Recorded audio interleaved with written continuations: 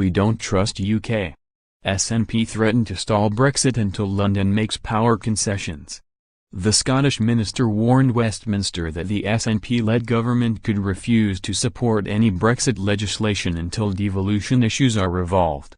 Holyrood has long claimed that the British government wants to use the process of withdrawal from the European Union for a power grab on powers repatriated from Brussels.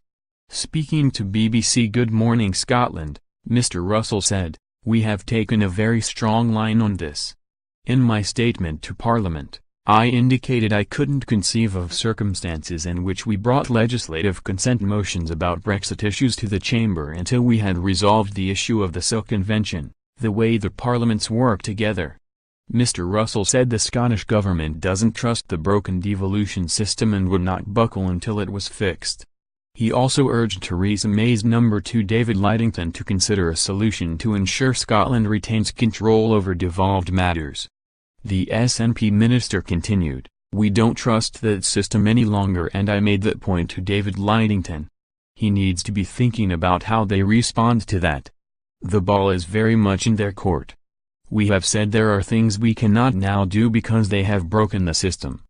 Mr. Russell appeared to echo criticism moved from First Minister Nicola Sturgeon, who told BBC Scotland that Westminster had been operating as if the STALL Convention is fine as long as we agree with them, but as soon as we disagree they will simply ignore it.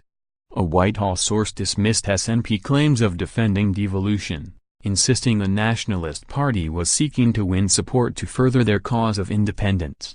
Under the STALL Convention, Westminster does not normally legislate on devolved matters without the approval of the Scottish Parliament.